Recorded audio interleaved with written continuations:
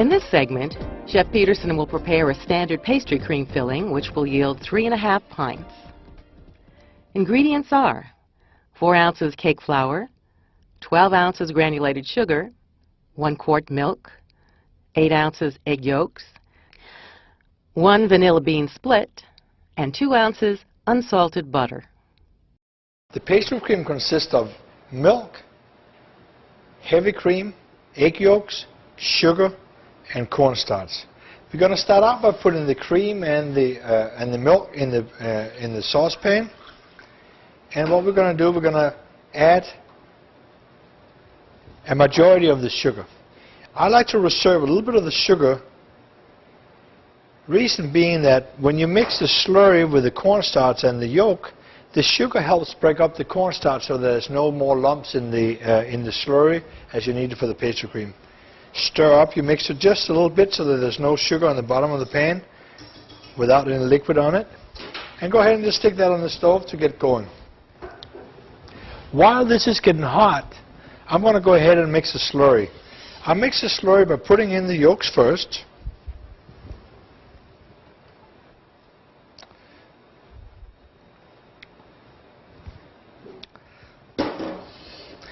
And to the yolks, we go ahead and add the starch. Make sure we get it all in there.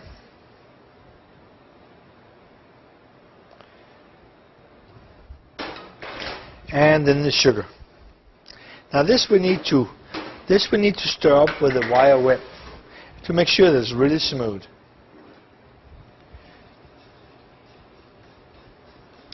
If for some reason you have some lumps in the slurry, it's very important that you stop the boiling of your milk on the stove and run the slurry through a strainer.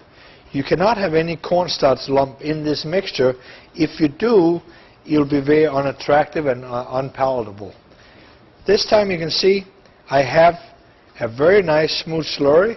So all we really got to do now is just wait for the cream and the milk and sugar mixture to come together to a boil. When it comes to a boil, you bring it together with this by tempering the eggs. The reason we temper the egg is for the same reason we temper it when we do the creme anglaise sauce. You want to make sure that the yolks is right and tempered and ready to go, has opened up the protein pores to receive the hot liquid. If we scald it and pour it straight into the hot milk, what's going to happen is there's going to be custard lumps in there and it's going to be very unattractive. So it's very important that we temper the eggs first, as well as the cornstarch. The cornstarch also needs to be tempered in order to start the spores of the cornstarch starts to open up and is ready to receive the hot liquid that is going to be added into. I believe now my milk has come to a boil, so I'm going to take it off the stove here, and I'm going to go ahead and I'm going to transfer just a portion of it into my yolk and starch mixture here, just to temper everything just a little bit. See how nice and smooth it is? That's what I'm looking for. I'm going to add a little bit more in there. And in order for the custard to set up, or the pastry cream to set up real nice and smoothly, what we need to do now we need to transfer the milk back onto the stove. And we're going to take the slurry with us and we're going to bring it back to a boil. As it comes to a roaring boil, I'm going to add the slurry to the mixture. It's very important that the slurry is ready to go, and when it comes to a roaring boil, you want to wait till it starts coming out of the pot before you add the slurry.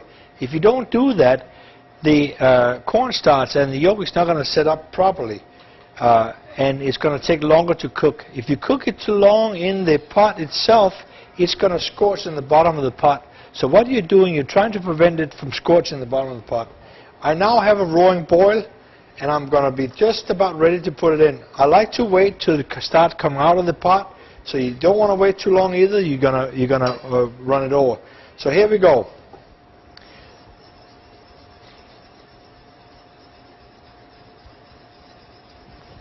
It's a very quick application. As you can see, it sets up very quickly. And you can go ahead and just take it off the heat and just stir it very, very smooth.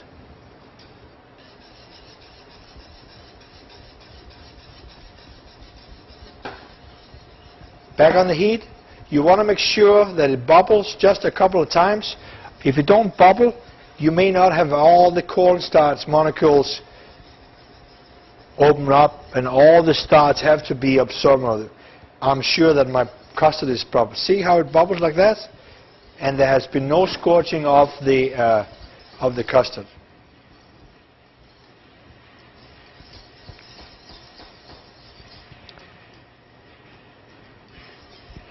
Now earlier today I made a pie shell that what we did we pot baked.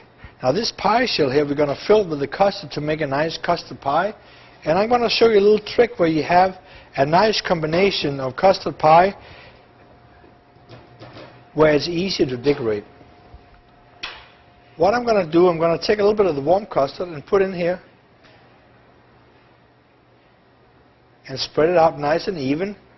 So now it's smooth to work with. However, as it sets up, as you cut it, is a nice and even cut. What I have done here, I have cut a piece of cake, and I'm going to go ahead and put this piece of cake on top of the custard.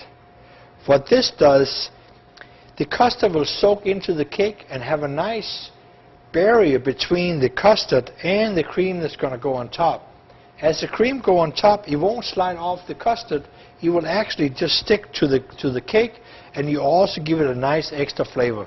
So here you have your cream pie already done. You have your custard all ready to go. You want to put it in a bowl. And with custard as well as the creme and glaze, when you store it, it's very important that you take film wrap and put right on the top of the custard.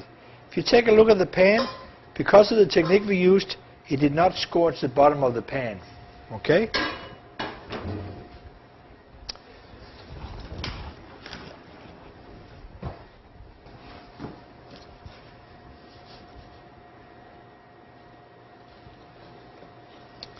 A little piece of film wrap.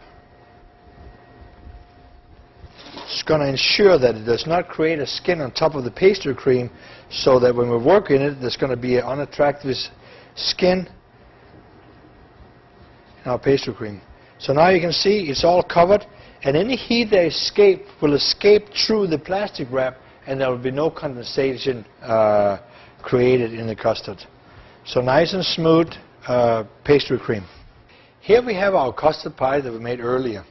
Now, in order for us to decorate this properly, I have taken the time to clean off the edge of the pie shell so that there's nothing sticking out beyond the aluminum that we have here. That ensures that I have a nice clean edge when I put the cream on. Okay, so here we go. A nice layer of whipped cream to start out with, and you just spread from the middle and just work the cream out in order for it to spread out to the edge of the cream pie. When you get to a certain point, you basically just use the edge of the pie shell to straighten up the pie.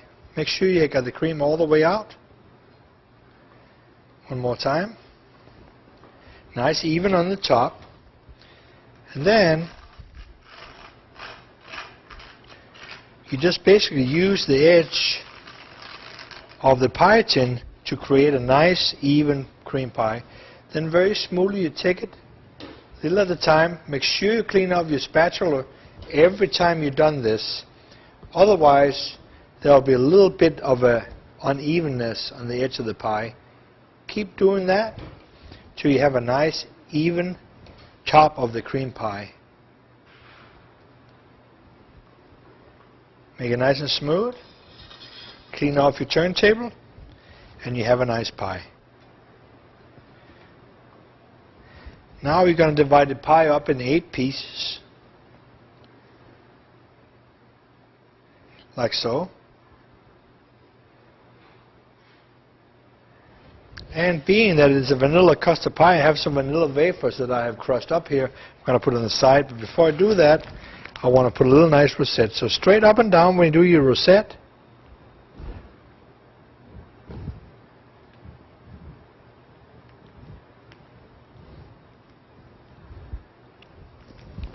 And now you can put your vanilla wafers on there. Be careful, only get it up to the edge of the pie so that everything looks nice and clean.